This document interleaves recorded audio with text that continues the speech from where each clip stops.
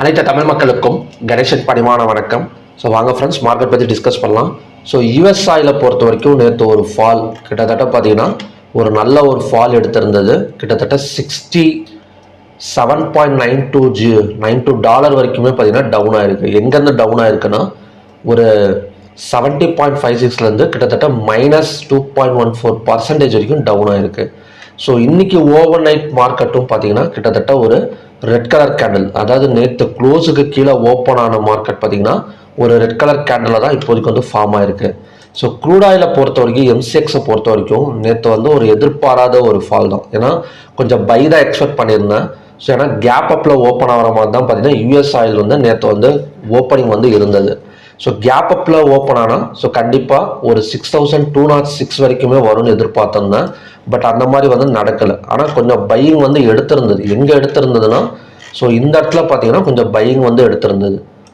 கிட்டத்தட்ட இந்த இடம் ஒரு டபுள் பாட்டம் சப்போர்ட் மாதிரி எடுத்து ஸோ இதை பிரேக் அவுட் பண்ணிட்டு கொஞ்சம் மேலே வந்தது. 6140 வரைக்கும் வந்தது.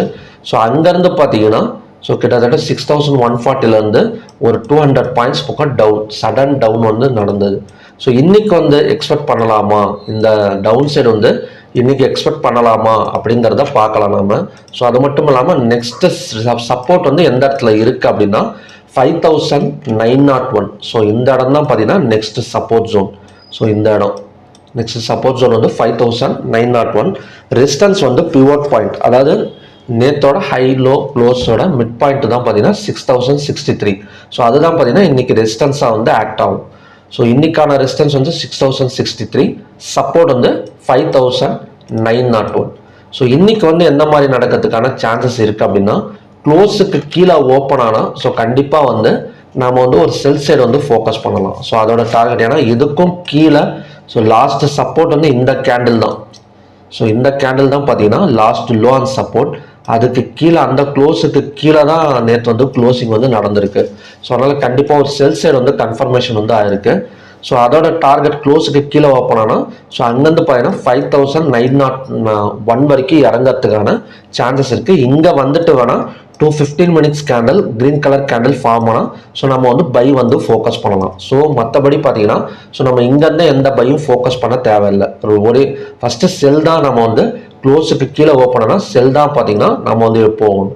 ஸோ அதே மாதிரி சப்போஸ் க்ளோஸுக்கு மேலே ஓப்பன் ஆகிட்டு ஸோ மார்க்கெட் இங்கே வந்தால் நம்ம செல்லிங் வந்து ட்ரை பண்ணலாம். 6063 வந்தால் செல்லிங் வந்து ட்ரை பண்ணலாம். ஸோ நடுவில் எந்த இடத்துலையும் பையோ செல்லோ வந்து ட்ரை பண்ணிடாதீங்க.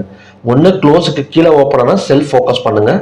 இல்லை சப்போஸ் மார்க்கெட் மேலே கொஞ்சம் போணுச்சு அப்படின்னா 6063 வந்தால் செல் வந்து ஃபோக்கஸ் பண்ணுங்கள். ஸோ நடுவில் பண்ண வேணாம். அதே மாதிரி பை ஒரே ஒரு இடத்துல தான் நம்ம ட்ரை பண்ணோம். அதுவும் இந்த 5901 வந்தால் மட்டும்தான் நம்ம பை வந்து ட்ரை பண்ணணுமே தவிர ஸோ நடுவில் போயிட்டு எங்கேயும் பை வந்து ட்ரை பண்ணி மாட்டிக்காதீங்க. ஸோ நெக்ஸ்ட் வந்து natural gas. So natural gas ஒரு 334.1ல் ஒரு சப்போர்ட் எடுத்துகிட்டு மேலே வந்துட்டு இருக்கு.